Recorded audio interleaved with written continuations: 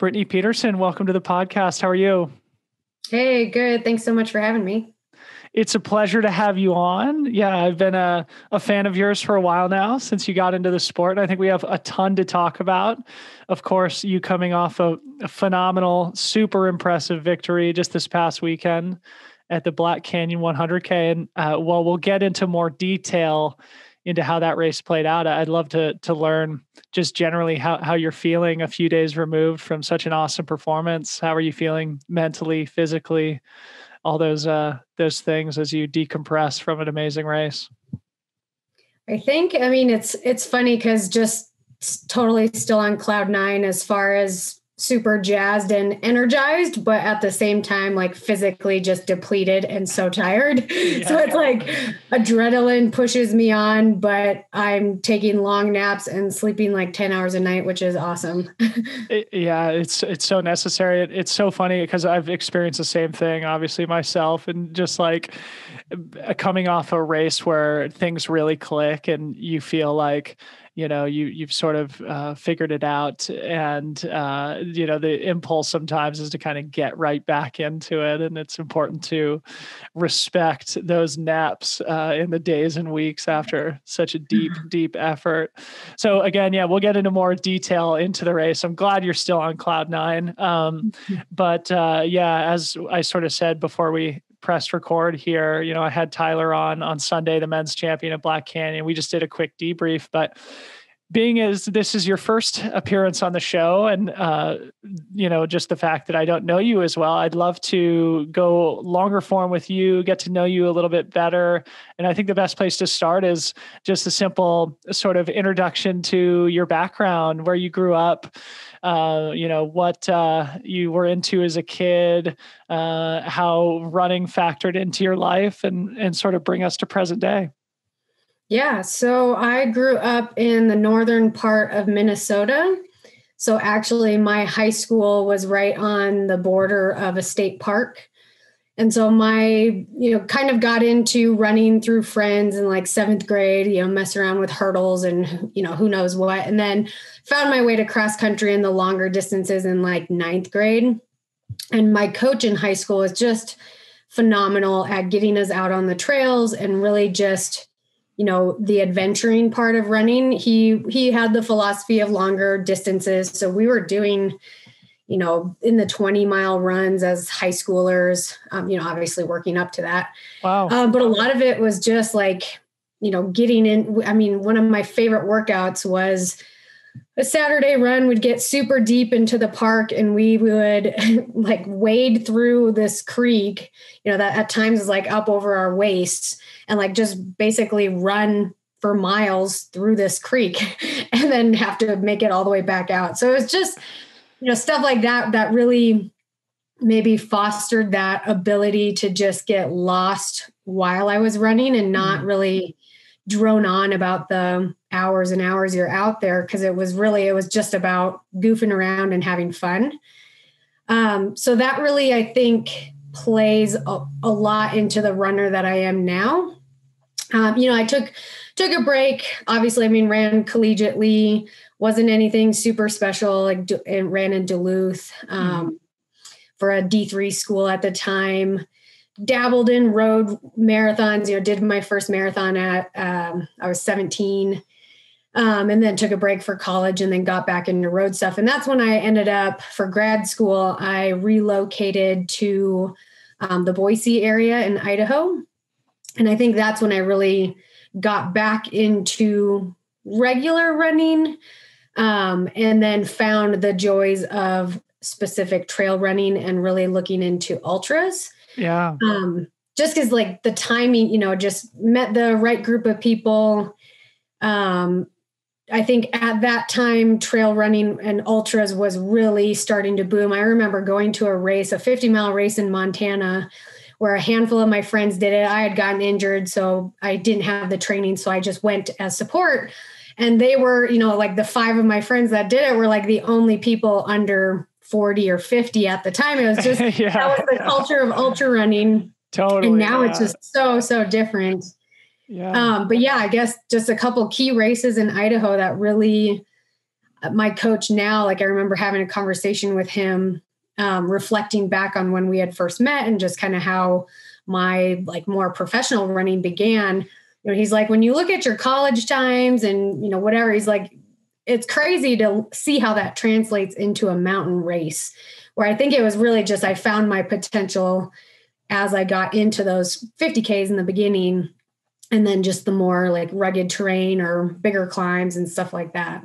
Yeah, so cool. And there's so much that I want to go into in that just little introduction. And you mentioned coaches twice. And I'm curious if your childhood coach who took you on those longer runs and had you sort of wading through the riverbeds, if you guys are still in touch, if he has any idea of the success that you've had in trail and ultra running, and, maybe, takes any pride in the influence that he's had, in the success that you've had.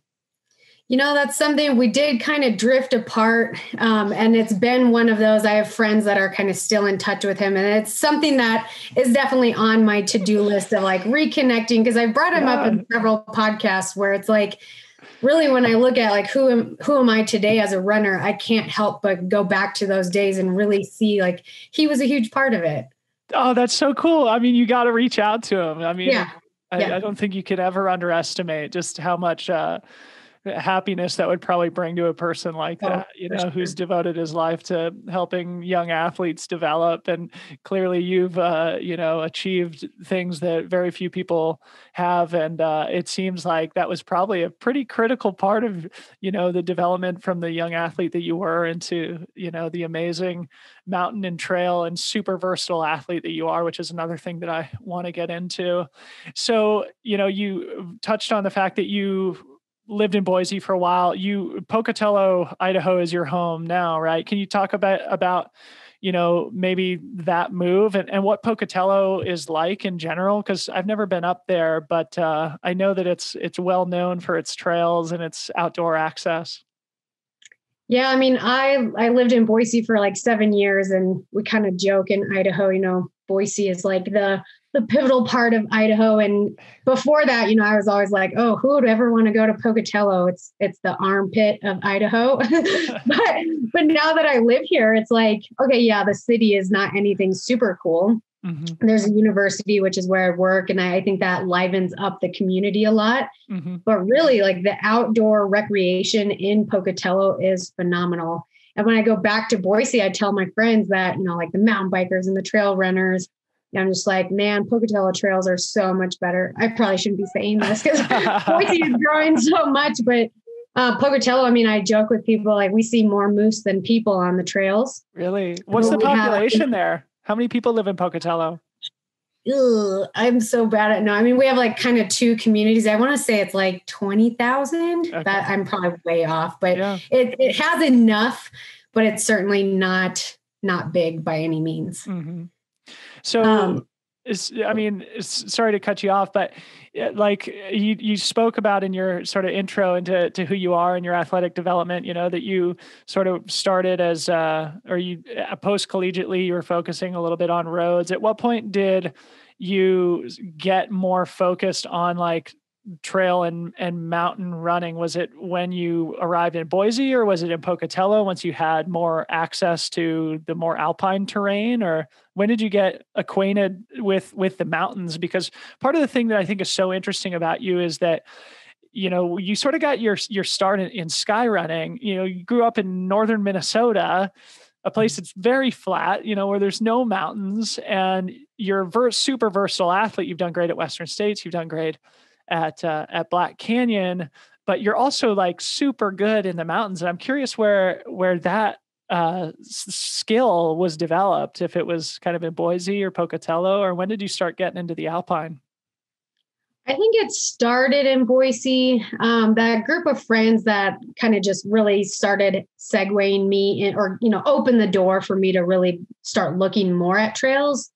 I had a friend that, she had really wanted to do a 100-mile race. This is, me in a different life, because, my first 100 was Leadville in 2013. Okay. And I ran it barely making the cutoffs and just barely finishing.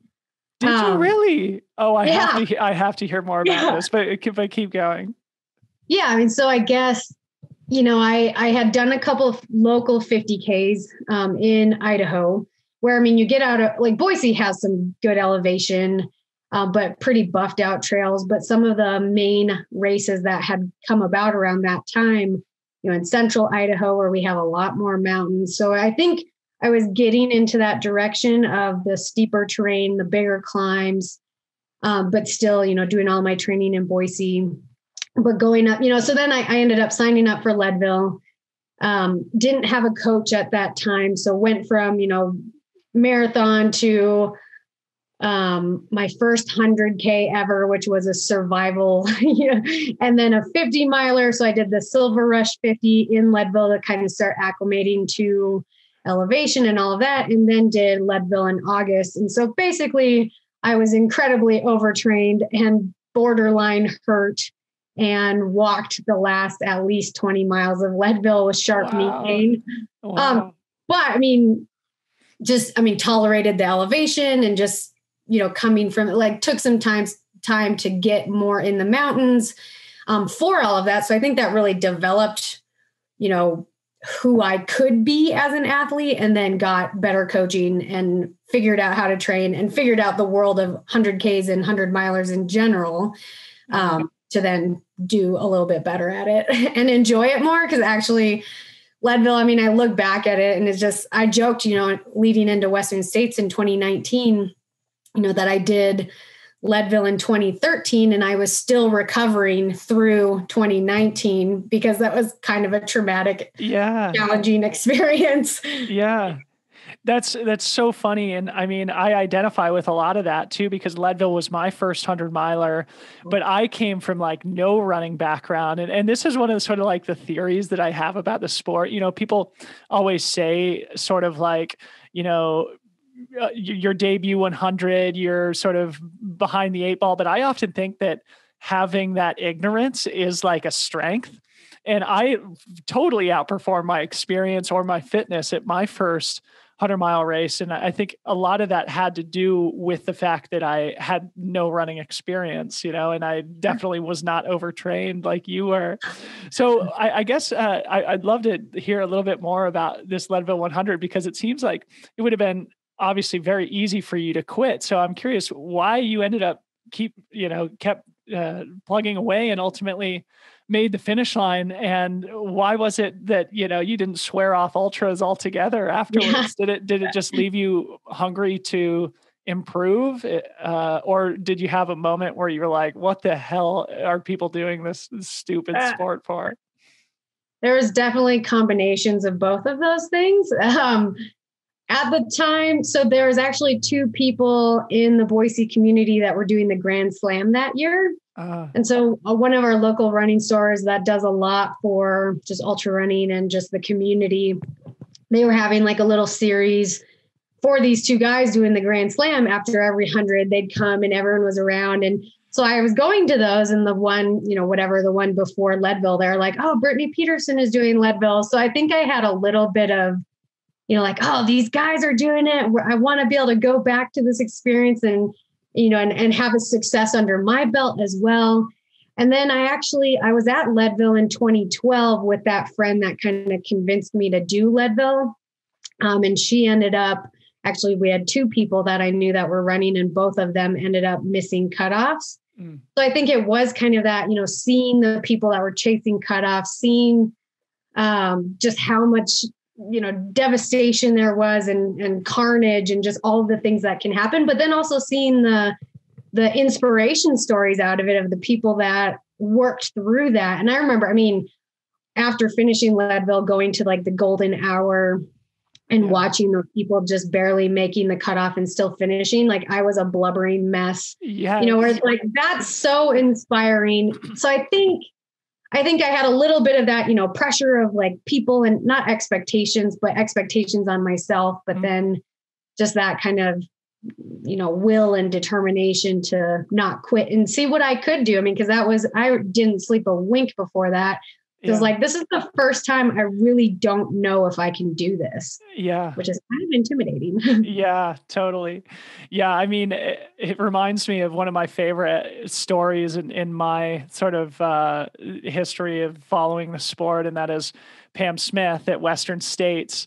I can't remember the years now. I think she must have won the race in 2014 or 2015. But the year before she won the race, she was, a 29-hour and change finisher at Western States. Of course, like well below her expectations, but she kept plugging along. She kept chasing the cutoffs, ultimately got a proud finish.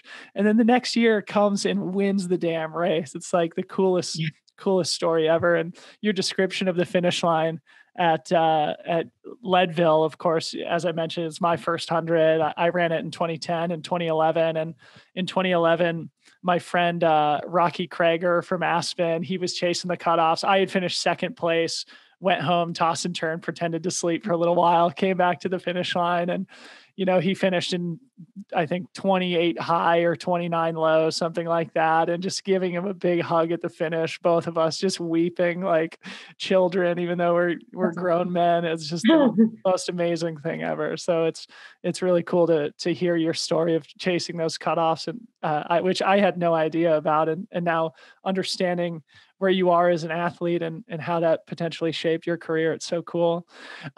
Speaking of career, I want to talk a little bit about your professional career. You referenced, you said you work at a university. Tell us about what you do professionally. I'm curious. Yeah, so I am an occupational therapist. So when I lived in Boise, I worked at a rehab hospital, specializing in neurological dysfunction. Mm-hmm.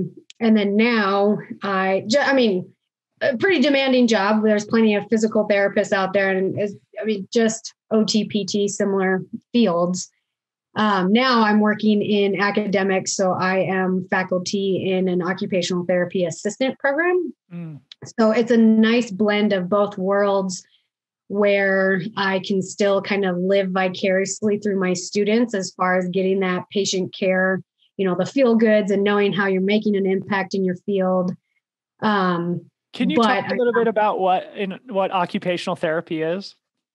Yeah, so many people have no idea. So we always say, like, what occupies your time? Mm-hmm. So an occupational therapist is going to look at you getting back to being independent. So it can, like with stroke rehab, it's looking at people being able to take care of themselves again, which can include like rehabilitating function in the upper body or just in general.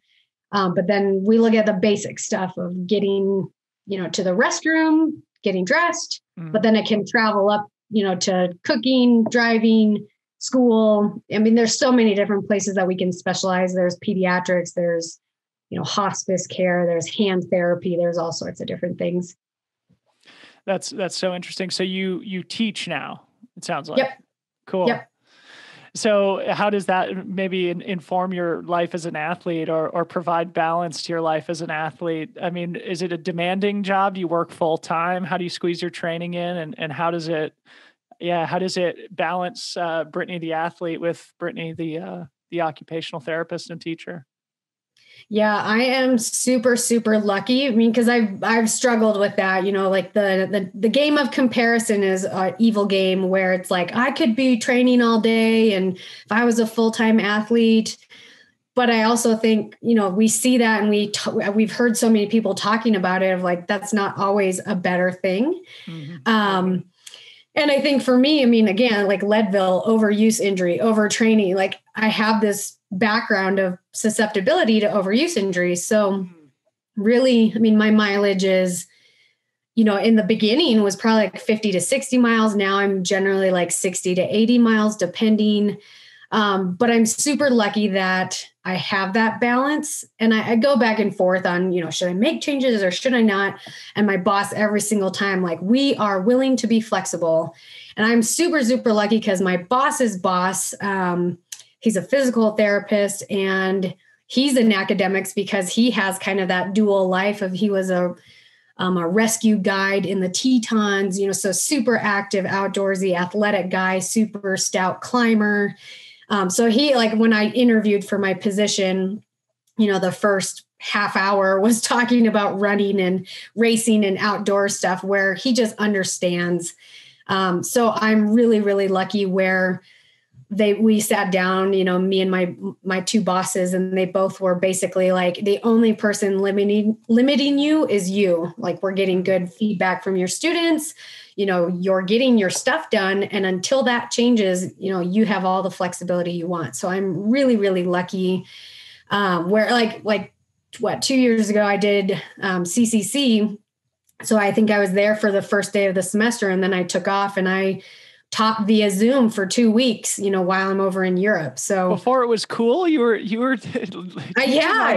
Wow. Now it's just second nature. Yeah. Wow. You were ahead of your time. Yeah. That's so cool. Well, thanks for kind of explaining that. I think it's important for people to kind of get to know you, like, as a 360 person, myself included, not knowing a ton about you before we sat down. And you mentioned your training, and, it makes, I figured we'd get to it eventually, but it makes me want to kind of dive into it now.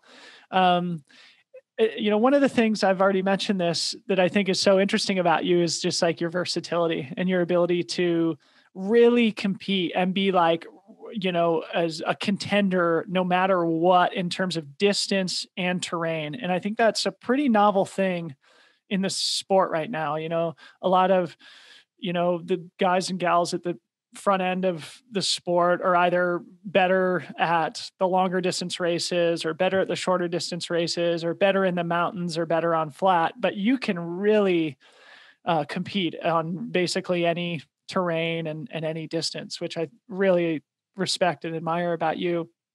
I'm curious, as we get into this sort of training subject matter, like I said, you've already mentioned your coaches a couple of times, throughout your life as an athlete. Who's your coach? And maybe give us a glimpse into, the 60 to 80 miles a week training that you guys do, what your focus is, what the philosophies are, and and any other details you feel like are relevant.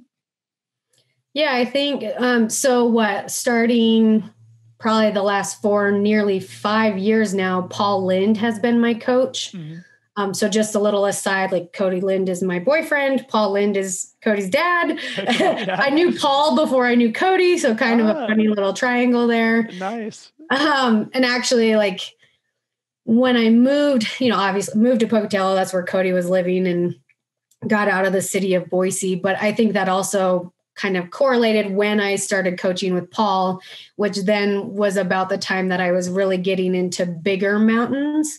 I'd always go like central Idaho. There's the Sawtooth Mountain Range that everyone, it's kind of the touristy, like, famous part of Idaho mountains. But over on the side where Cody grew up, and the eastern part of the state, which is closer to Pocatello, there's some big gnarly mountains where that's where Paul and Cody, like, that's their backyard, and that's where they go all the time. So I think that really, the change of coach into having Paul really just brought that love that they have for bigger mountains, technical running, and that kind of pushed me. And then I think it complemented just growing up, like, running, like, Minnesota, the northern Minnesota trails are really gnarly with roots and rocks. And there is a lot of climbing. It's just obviously much smaller scale. Okay. So I think it really tapped into some of the running I was used to, but just exemplified it and opened up the love that I have for the mountains. So I think that kind of was that, post Leadville, what am I doing? Recover, get through all that, figure out some potential, connect with Paul. And then that's when my training really changed. Awesome. And I would say, so one thing with Paul, he has, Paul, I've talked about this before, and Cody is talking about this a lot more, but Paul's dad and Cody's grandpa is Bob Lind, the original medical director for Western. So, yep. Knowing that the Lind family just has a deep history with running and ultras and training. And so then to have Paul as a coach is pretty special. Yeah. And he's really specific. So, in the winter here, obviously I'm not in the mountains a whole lot. I'm really working on speed. So I think that helps with that versatility. And I really like that aspect of, I never considered myself fast in college. I never broke 19 in the 5K in college. and I think I was plagued with a lot of injury, and I'm not a runner that should be doing short runs every weekend, racing hard. Like I have too many injuries, or just not my style. Like even in high school and college, I could run splits in the half marathon nearly as fast as my 5K, which is pretty depressing. Really? Wow. Yeah. Some people are just built for distance. Yeah. Yeah. But also, I've PR'd, I'm not super fast, but like my PR in the 5K now is an 18:04. So it's like a little bit of me is I want to go break that 18, and the former me would have never thought that was even feasible. So it just shows that Paul truly knows how to develop his athletes. And actually a friend of mine had said, you've always been that fast, but you just had to uncover and get to that speed, which, warmed my heart as far as just identifying it. Like I was this slow, like D3 nothing in college, but here I am as a professional ultra runner that still has some speed. And that's kind of cool to reflect on. Hell yeah. That's so cool. And I think a great thing for people to hear, not only, the fact that you can unlock this potential later in your career with the right coaching, the right guidance, living in the right environment, but also the fact that you're training 60 to 80 miles a week. And obviously you just did a 100-kilometer race where you're running 62 miles in a single day. And, like I said, I had Tyler Green on the podcast last week. And if you look at his training on Strava, I think he was doing 80, 85, maybe up to 90 miles a week, but with good quality. And, I think preparing with specificity for the race that he was doing. And it's just like, I'm a moderate volume trainer myself. And so I think just, I identify with that so much, just like, focusing on, the quality stuff, focusing on specificity in your training and doing enough volume without overdoing it. And then arriving with just that like hunger and like willingness to absolutely go for it is so cool. So, in talking about sort of your development within the sport of trail and ultra running, you started kind of in sky running, as I sort of mentioned already, and you had awesome results. You were traveling around on the international sky running circuit and doing great. And sky running, for those who are unfamiliar, is more well known in Europe, and the races are, for the most part, steeper, more technical, but also sort of like shorter in distance. And now it seems like, even though you've done some sky running in recent years, you're focusing more on the longer distance races. So, and you've performed super well, like I said, at Western States, which is very non-technical, Black Canyon, which I think is somewhat technical, but very runnable. So I'm curious to hear about like your opinion on specificity, if that's something that you and your coach work on, and how you might train for a sky running race differently than you would a race like Black Canyon.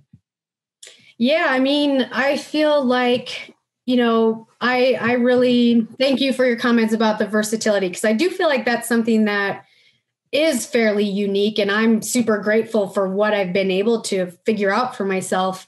Where it is super fun to like go and hammer in the mountains and be on this, off trail technical run, and then to still have speed over 100K or something like, but I think it's interesting because it's like right now I feel like I am horrible on climbing, because the training just shifts so much depending on what you're training for. And then you're adapting your body and conditioning for what you need to do. So that's where even, now it's just like, okay, well, Grand Canyon's back in the back of my mind of, I missed that FKT last fall. So I'm like, well, maybe I could sneak that in this spring. I need to get my butt in gear and getting back into vert and getting strong legs for climbing, because that is something that is so not strong right now. But it just shows that like your training adapts and you have to be specific for what you're training for. So, I think that's where sky running, like right now, I think I'm so far from a sky runner. Yeah. But that stuff comes back. I remember so after Western States, I had CCC on, as a plan, and I was able to jump in a mid race in early August. So like a month after Western, I did Tromso Sky Race in Norway, which is one of the most technical sky races in the world. Thanks to Killian Jornet, of course. Exactly. Yes. Such a beautiful, amazing race. But I remember being out there, I'm like, oh my gosh, there's so many rocks, and how do I get my quick feet back? And, and I was super worried about it, but you just get back out there, and it was that, muscle memory from doing it for so long. But I remember those climbs by the end of that, man, I was worked so bad, like for the end of that race. Cause I mean, that's a 50, I forget if it's 50 or 55K, but we're running for 9 hours, so we're used to being out there for so long, but you're not going very far because there's 15,000 feet of vert in that race. Yeah. It's such a great point. I mean, I think this is just, an amazing lesson, for people who are listening, how important specificity is in your training. This is something that my coach has really instilled in me, over the last 7 years of us working together. And the fact that your training for Western States put you in a position to finish second in an amazing result in an incredible race, which I want to talk about next. But didn't necessarily contribute to performing as well at the Tromso Sky Race, even though, it's not a terrible result. I don't even know where you finished, but you said that you were wrecked, and obviously it's only a month after Western States, but probably you would have performed better, if you hadn't have done Western States and prepared specifically for the demands of that race, which is much more of a sky running race, super technical, lots of climbing, descending, I think even some sort of scrambling and stuff in there. And so I think it's just an important thing for people to keep in mind is the specificity. It's awesome to learn a bit more about your training, and we'll talk, I think I'd love to hear a little bit more about what you did before Black Canyon, but let's save that until we start to talk about that subject in a few minutes. And like I said, I want to transition now to the Western States 100 in 2019. And I'm sure you've talked about this a million times on different podcasts, but I have to say, I haven't heard you talk about it, and love to talk about it with you if you're open to it. Of course, you finished second place, a phenomenal result. I thought it was your 100-mile debut, but it sounds like Leadville was your 100-mile debut years before. So maybe just for people who are newer to knowing your name, maybe they just tuned into Black Canyon and don't know as much about your history. Just recount what happened there at the 2019 Western States 100 and your battle for the win with Claire Gallagher, and maybe what you learned there. Well, I think so. Something I didn't touch on before is, the technical running, so sky running background. One thing I really think is that translates into any type of race. I mean, so there are, Western States is not technical, but if there's snow in the beginning, and now we're using our stabilizers, that can trash some, Black Canyon, a perfect example of that. Terrain will destroy you if you're not used to it. Yeah. So I really think, that kind of, I was super worried about Western States, how fast are we going to go? Where am I going to end up?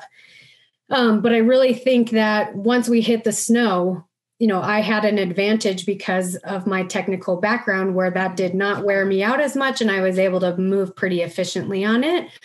So I think, my plan was basically run 60K, conservative, but mindful, obviously. So take care of yourself, get to the 60K mark in good shape to then start your race. And so it worked out really nicely that I got into a pretty high position early on. I ran in third or fourth place for majority of that first half. And I credit a lot of that to that first snow section of just being able to take care of myself, move efficiently, and then set myself up for later on in the race, just doing a little bit better. So then, got to the 100K mark, picked up a pacer, because then the next plan was get down to the river. You're not racing yet, but you're starting to really pay attention, and you're primed for basically starting to haul ass after the river. And so there, Casey and I were right next to each other. I pulled ahead a little bit at that section, had a really good section getting down to the river. And then that's kind of where the excitement started of, not exciting for Courtney, but unfortunately, Courtney with, having her hip issue at that time. So now it was kind of, I remember getting to the river and my coach pulled me by my cheeks, like we're face to face. And he's like, all right, like we're now racing for first, which was just super intense. And then, they're pretty strategic as far as we're making as much of a, hullabaloo about this. So Claire knows that I'm coming. Yeah.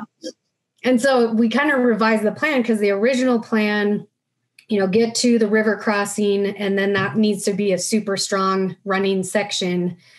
And then get to Highway 49 crossing, where you want to finish the race is what the plan was. Yeah. Yeah. Which is really funny looking back because, we had Cody is such a great pacer. So he just pushed me, and we made up so much time on Claire. Yes. And then caught her right before Highway 49, where we literally crossed Highway 49 side by side. Yeah. So that was funny because just for the listeners, I think it's important to just note this is mile 93 of the Western States 100. And the fact that the lead two women cross that road together has never happened in the history of the race. And it was just so dramatic and cool to be, spectating that year. You guys put on an absolute show. So pick up the story from there. Yeah. So I love hearing other people's accounts because to me, it was like this slow motion fog of just, I don't know, in my mind, as I reflect back on it, because Claire obviously had just a phenomenal finish. Yeah. Where I'm like, what was I even thinking? Because I feel like she had to have been just brewing up this perfect plan of get to Pointed Rocks and then leave me in the dust, which is exactly what she did. Yeah. Where I was like, oh, by the time we got to Pointed Rocks, I was like, why didn't I think of that? I'm a step behind, where I just felt like I was in this fog of just so tired. And then what on earth is going on? And she, and she's not dropping, she's sticking right with me. I passed her and she hung right on my heels, which I was hoping that would defeat her a little bit more, but she was just right there. This is, as a fan of the sport, it's so freaking cool, and the fact that Claire was able to hang on and win, and we can talk about that in a second, after you had made up so much time, caught back up and tried to pass her. It's an incredible, I think, exhibition of just how tough and talented she is, but it's just it's so good for the sport, I think, to see two incredibly talented, strong women actually racing at the end there. Mm-hmm. So ultimately you try to pass Claire and she ends up sort of pulling away. And in the last 5 miles, she was able to put 11 minutes on you before the finish line. So clearly she was running super hard at the end. And I'm just curious, if there's anything you learned there, in those last 5 miles, because, going from being shoulder to shoulder, crossing the highway to ultimately finishing about 10 minutes back, still an incredible result. But I wonder, did something happen there, or did you sort of just you had already expended so much energy catching up to Claire? Were you just out of gas at that point? And maybe what did you learn from that incredible experience where you came up just a little bit short that might inform your next try on the course? It's really, it's interesting because I feel so Pointed Rock, she used the downhill and just took off. And so I love that picture from I Run Far, where it's just this chaos of, the description that I heard was people, pacers are crossing pacers and bottles are flying. And again, I'm like, oh my gosh, why didn't I think of that? She just took off. I need to go. And I remember trying to push that downhill, which in my mind, we were running so slow, but Cody is you were putting everything out there. Yeah. But I think I just remember apologizing to Cody because I just can't go. And so then we got to No Hands, and I think she was less than 2 minutes ahead of me at that point. Mm-hmm. But I think the whole time, for me, just my history in general is the last thing I want to do is the sprint, neck and neck on the track. Yeah. So it's something I'm always, it's whether it's chasing a cutoff, whether it's a competitor or whatever, it's that sounds so awful. I don't want to do that. Yeah. And then the other part of it was knowing how hard that climb to Roby Point could potentially feel. Yeah. And so I think in those times, or in that time, that climb to Roby Point was not a strong section for me because Claire had put the gas on and gapped me. And then there's enough tight turns that you really don't have a good sense of where she is.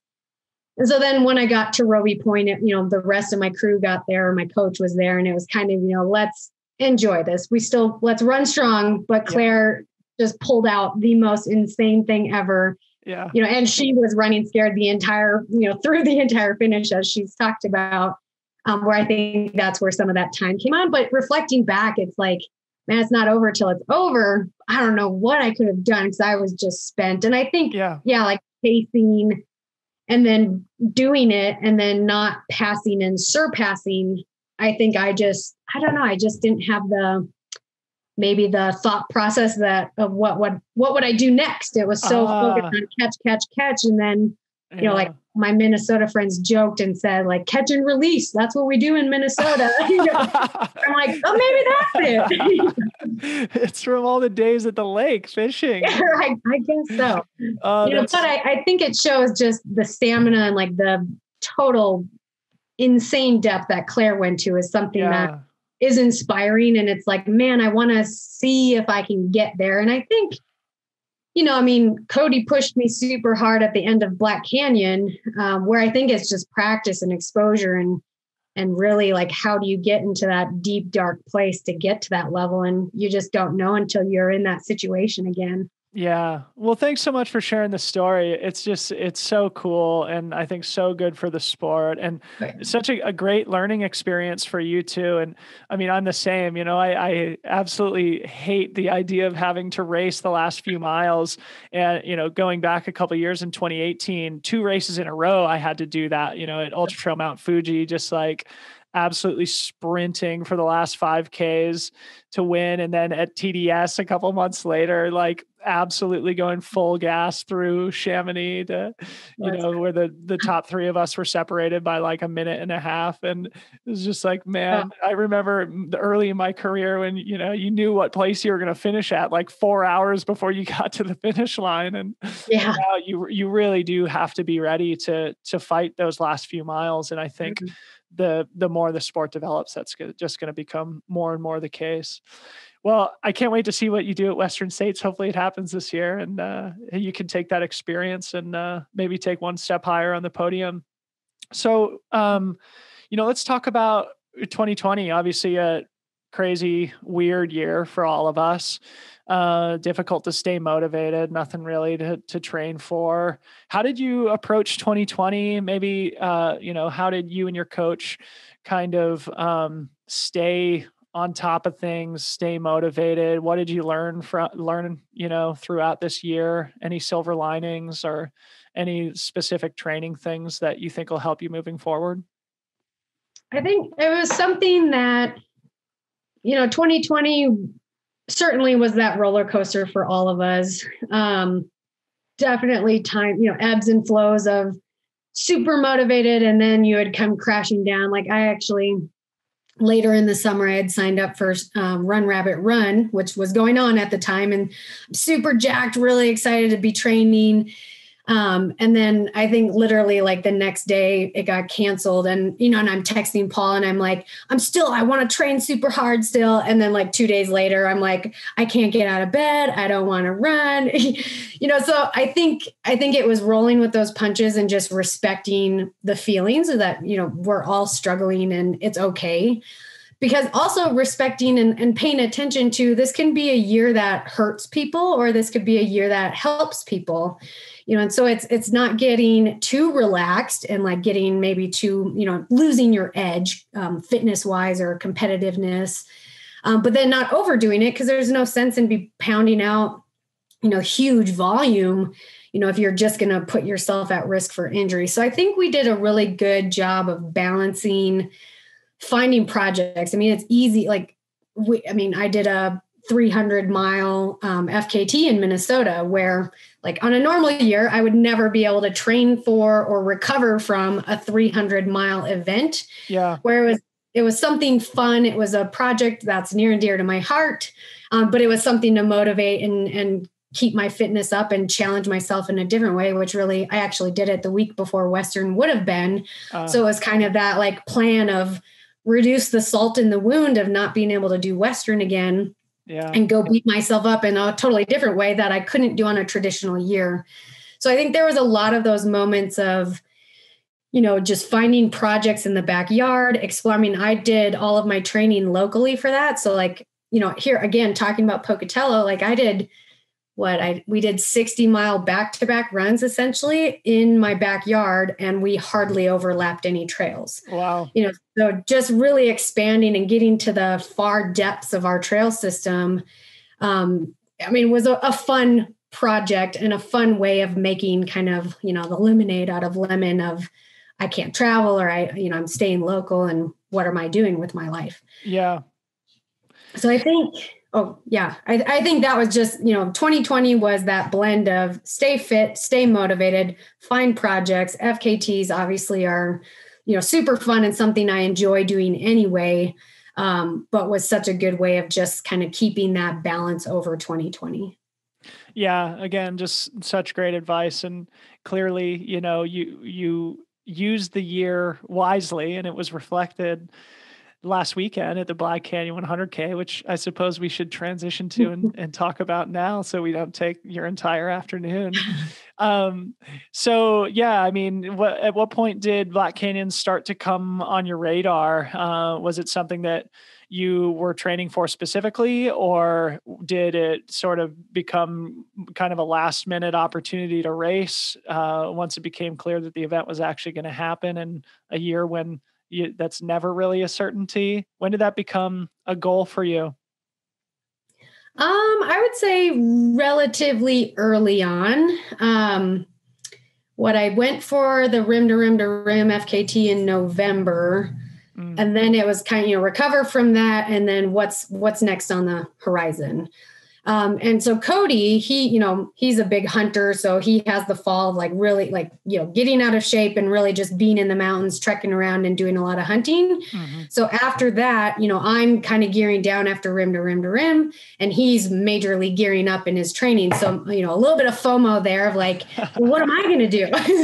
And so he ended up signing up for Bandera, and major FOMO of I want to go, but he's done so much for me. So I should prioritize being there for him. So then it was like, well, the natural thing, as far as racing then is what's the next golden ticket, just looking for a competitive race, looking for a race to basically kind of dust out the cobwebs of let's get a big race under my belt, a longer race where you have to, have proper nutrition and you feel those, last 20 miles of fatigue that you're not used to on regular training runs. So Black Canyon became the plan. So it was definitely a specific training block going into Black Canyon, using the energy from Bandera, and then just praying to God that Black Canyon was a go. And then it just worked out really well. Yeah. Heck yeah. And you mentioned just like needing to blow the cobwebs off. And this is something that I asked Tyler as well, coming off a year where there wasn't really any racing opportunity, going into it. Did you have confidence in your preparation? Did you feel rusty at all? Obviously the result wouldn't indicate that you were rusty in any way. But I'm wondering what it felt like to toe the line after such a long time. And if you felt rusty, or if you were just confident and energized and feeling good about the 60 miles ahead. Yeah, I had one workout that that was a pivotal workout. It was only 10 miles, but it was tempo 10 miles, held a pretty good pace, where I think after that, it was like, I haven't run a workout like that for a while. So it was definitely a confidence boost comparing to previous workouts, previous training blocks of my fitness is high. A lot can happen in 60 miles. And I think, I knew that fitness was there, but actually, my last 100K was CCC, and CCC was not my strongest race. Yeah. I had nutrition errors, got behind and had a pity party and walked for like half the race. Yeah. So I think it was 18 months ago at this point too. It's such a long time ago. Yeah. That's what I'm asking, like, if I feel like, even though I feel relatively fit right now, it's like, man, I don't know if I remember how to race. So, right. I think that was a big part of it was, kind of having that comeback of confidence, because really the physical aspect was there. It was keeping the mental or getting that mental aspect back. Yeah. Not that CCC had been weighing on me, but intermittently of like, oh, am I going to screw up my nutrition again? Yeah. Because you don't get, tons of practice in those latter parts of the races where nutrition can make it or break it. Mm-hmm. So I think it was that balance of just feeling super primed physically, energized to start the line, but then that healthy respect of, you have to be smart. And I think too, the last minute change of Black Canyon being relatively unsupported, you can have crew access for 50 miles, which, there's plenty of aid stations. So it was very well supported, but not having your crew, it kind of upped that ante of this is the best practice of getting back on the horse and reaffirming to myself, I know what to do. I can do this, and just kind of getting that behind me and having a successful just execution again was really nice. Yeah. So cool. So circling back to your training that we already talked about earlier, let's talk about how you train specifically for Black Canyon. Of course, you live in Pocatello, Idaho, where winter exists. It's not Phoenix. You said that you focus mostly on speed in the winter, which obviously helped you, but also going back to our conversation about specificity, it's not as if you could really train specifically for the Black Canyon course. And by all indications, I've never been on the trail, but everybody says that it's much more difficult than it appears on paper, something I talked to Tyler about as well. Talk about the training that you did before the race. It seems like it was probably mostly road focused. And if there was anything that you did to help prepare for the specific demands of Black Canyon, and if not, like what the training that you did, why you think it seemed to work so well for the terrain that you encountered. Yeah. So, certainly Pocatello was challenging. So again, like the fortunate balance of my career is I had winter vacation. So we drove south. So really, Cody was in his peak training for Bandera. Yeah. So we ended up taking our van and driving to basically the Black Canyon course. So it kind of benefited both of us. Yeah. So when this was around Christmas time or something? Yep. Just like the week before Christmas. So we just took 2 weeks in our van and just kind of hit, off the beaten path trails in the desert. We were in St. George for a little bit, outside of Vegas for a little bit, and then parked it for probably 4 days on the Black Canyon course. So that, knowing the whole course, running the whole course made a huge difference. Yeah. And then I'd say my peak training again, we were going to go to St. George. It's only like 6 or 7 hours south from where I live. But then it was crappy weather pretty much everywhere. So it's like, I'm not going to drive 7 hours for like 40 degrees and a ton of rain. Yeah. So we started looking at flights, and we found out, $150 to get to Phoenix. So I actually went for my peak training weekend, went back to Phoenix because it was affordable. Yeah. Took a long weekend and did my peak training back on the course, which, I'm one where it's like, I don't need to see every step of the course. But for Black Canyon, just that first half being pretty aggressive downhill, or it can feel like aggressive downhill. And then knowing that there's a lot more climbing, a lot more up and down, and then a lot more like the technical features of Black Canyon really come in that second half. Yeah. I do like back-to-back kind of long runs for my peak training. So my second day was on the second part of the course, which I think was really, really helpful, having, again, that specificity for the Black Canyon course, and then knowing how tired I was that second day and just how careful you have to be in that front half of the course. Yeah. Brittany, this is brilliant. You're just, I think, dropping so much knowledge right now that I think will help so many people. And I think it goes back to something that I like to talk about a lot. And that is just like investing in yourself and investing in your performance. And, for you, obviously it's nice to take a little vacation down to a place where it's sunny, but yeah, I mean, you have to shell out some cash to live on the road for a little bit. You got to buy that extra plane ticket, but man, like investing in that performance paid off so huge this past weekend. And so, yeah, I mean, not only the specificity, but it's not, I mean, you could have trained other places in the desert. You could have gone to Moab or Fruta or something like that, but spending time on the actual course, preparing for it specifically, shelling out the money that it takes to actually get there and do that is just like, that's what professionals do. So kudos to you. It's really cool. And it's great to see it pay off for you. So we haven't talked about the race yet. So let's talk about that. I mean, it's the men's race was a little bit more dramatic. You sort of had control, it seems like, of the women's race for most of the day. It was incredible to watch. You just executed flawlessly, but maybe talk about how the race played out. Give us a little blow by blow. I know early in the race, you were running mostly with Addie Bracey, and Lisa Roberts was a little bit ahead of you guys before you ultimately took a comfortable lead in the second half of the race and just, sort of ran away with it pretty easily. Yeah, give us the blow by blow of the race, how it played out, any highs and lows that you want to share? Yeah. I mean, really it was kind of that who's going to take it out, I mean, with a golden ticket on the line and Addie and I both not needing one, it was kind of that question of, are those people going to be more conservative or not? And, is somebody going to take a chance out front? Is that someone going to be me? I don't know. And so it kind of played out. We had a decent pack, like 7 or 8 of us, maybe in the first, 7 miles.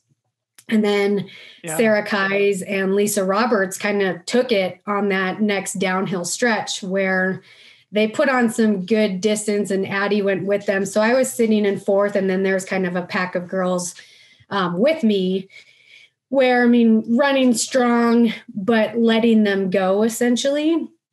And so, I mean, the nice thing, you can see exactly where everyone is, and I had a good sense. And by the time I got to mile 20, I still saw Lisa Roberts and Addie. Wait, I forget who was out ahead. I think I saw Sarah Kais and Addie go into the aid station. Lisa was ahead of them by a little bit. But I was able to catch up to Sarah and then catch up to Addie fairly quickly after that aid station and started climbing again. It was definitely reminded me of like the Auburn Lakes trail section of Western States, where it's just kind of those little pockets going in and out, more climbing than you really think. It was cool at that point. So it was good running, where I was just feeling really good. So got to Addie, and it's like, we're only at mile 25 here. There's no need to really be killing ourselves. Because I mean, really, I was watching the time and I'm like, we are running incredibly fast for a 50K. I mean, like Addie and I came through the 50K. We had passed Lisa by that time, but we came through the 50K in like 4:03. I'm like, wow. Hey, there's a huge course record right there. If you can hold that, like that's a little dangerous for a front half being really fast and the second half being harder. So really, like, I know I was feeling my quads at that, that halfway point where it's just like, all right, was that too aggressive? Was that, was it okay? Are my quads going to blow up or can I hold on to them? And I think it really was nice that there was more climbing that second half, because it was like those natural breaks of my quads are done. So we get to climb. So I'm going to use my glutes more. And then I'm tired on my climbing. So my quads can take a little bit more pounding on the downhill. And so it really was able to just take care of myself enough to like kind of baby things along and squeeze a little bit more out of the quads, just with the rolling terrain where you could get some of those breaks. So at what point did you take the lead for good? And is there any highlights or maybe things that you learned from, such a strong performance pulling away in the second half and just growing your lead from there? Yeah. So coming into Black Canyon City aid station, so that was mile 37, so, and anyone that followed the race just saw how Aravaipa put everything into their media and just did such a wonderful job, where, you know, it's finally, you're kind of coming off of this long stretch of kind of loneliness, really, of like quiet and not a lot of people out there. And then, you know, they have drones and there's guys following you with the camera. And then you come into Black Canyon City where there's actually people around. So I feel like that was a really good section to climb up and then the descend down into the aid station. And that's where I put a little distance on Addie. And I think I didn't realize until I went back and kind of looked through some of the footage, like she left Black Canyon City. Like I took more time in the aid station. She left hot on my heels, but then I didn't see her at all. Like by the time I had kind of gotten back away from everybody. So I think I just had a good section climbing out of Black Canyon City and then descending back down to the river to a point. Then when we got into the bigger climbs, I think I had put a pretty decent gap on Addie.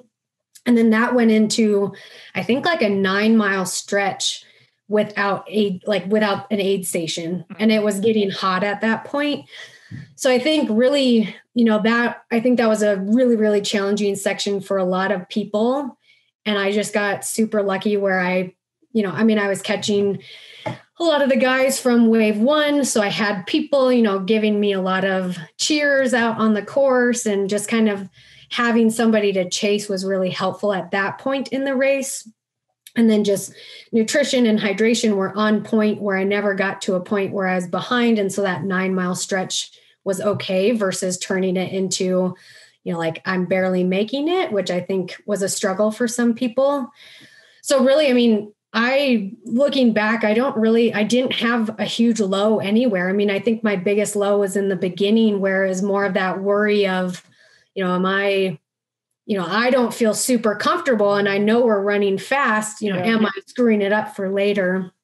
Which it's always great to have your low when it's early instead of later. I guess so. Yeah. If you can pull it off, it's good. I mean, and I don't even know if it counts as a low. Like it was more of just in your head, like worrying, but yeah. So like take those because they do not come often. So really, really fortunate. Yeah. But then it was basically from that aid station, then it was like 4 to 5 miles until you could finally pick up a pacer. Mm-hmm. So it's kind of just struggle through it, get to my pacer was like the mantra I was using. Yeah. And then, you know, got to that aid station and my coach was basically like, Brittany, turn your brain off and just follow Cody. And Cody put me in the hurt locker and kept me. I mean, it was funny because like how far ahead was I, you know, and Cody, of course, is like, she gained on you. She's only back 7 minutes now, like totally lying. Yeah, right. Yeah. But I mean, in my mind, I'm like, she could make up like a minute per mile, you know, like I'm running pretty strong still at that point, but you just have no idea. So I'm like, she could catch up. Like, I don't, you know, the last thing I want to do is run so hard and then bonk at the end and get caught. But in fact, we added extra time on them because he was able to just keep me going. Like motivation. Oh, that's so cool.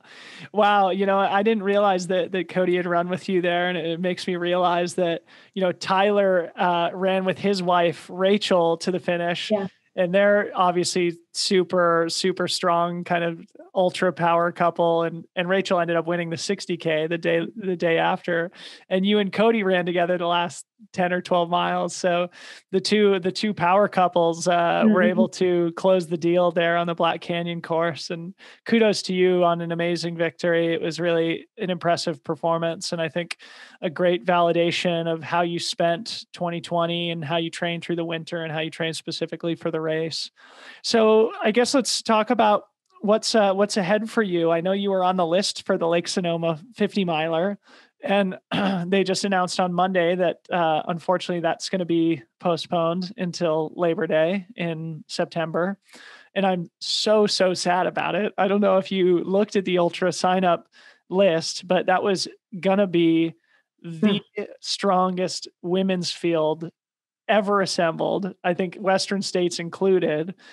On North American soil. And unfortunately, that's no longer going to happen. So with Lake Sonoma off the docket, but still with at least some chance that Western States is going to happen, what are you thinking about doing this spring? Any other races or personal projects that you think might fit well in your lead up to Western States, where you'll hopefully, take one step higher on the podium? be nice. Right. I think, yeah, a lot of it kind of depends because Lake Sonoma, I rolled over from last year. So it was something that I certainly would have liked to do, but it was also something, let's just see how the rest of the spring goes. And my priority is being healthy and having a good training block going into Western and not feeling burnt out of racing, which I don't think we could at this point. But being conscious of that too, because I know like 2 years ago, I went into Western because I was injured basically all winter, where I went into it super fresh because I hadn't beat myself up too much. So I think that's kind of my plan, but at the same time, knowing that I'm not like mentally burnt out on racing and I'm actually energized and, wanting to keep building from here. So I think certainly I haven't looked to see like what other races would something fit, or is there something I want to do? I did text my coach, only a couple days after the race where it's like, all right, I could consider Grand Canyon in the spring. Because originally it's like, well, Grand Canyon, it's a crapshoot of what's the snow going to be like. Yeah. So I think it's also like, that's a big effort of another hammering your quads, another like different type of training that I would want to make sure wouldn't impede the runnable training I need for Western. Mm-hmm. But I feel like if it took that Lake Sonoma time frame, there would still be enough time to have a good block. But that's to be determined because if something else comes up or something complements Western training better, then that could push off. But it's like all these races are pushing into the fall where, I might not have time or be able to prioritize maybe another FKT attempt this fall if things are getting delayed. Yeah. So I guess I don't really know, but Western States is kind of the priority and the focus. Yeah. Hopefully. Of course it is, as it should be. Well, Brittany, I've so enjoyed this conversation. It's great to get to know you more. Congratulations on such an awesome race last weekend. I think there's so much that people can learn from in our discussion here, and I'm so appreciative of your time. So congratulations again, and good luck with whatever is on your plate between now and Western States. And I've got my fingers crossed that Western States will in fact happen. And if it does, I'll be really looking forward to seeing you race there again. So thanks so much for coming on the podcast. And I really enjoyed it. Yeah, thank you so much. And it was super fun to chat with you.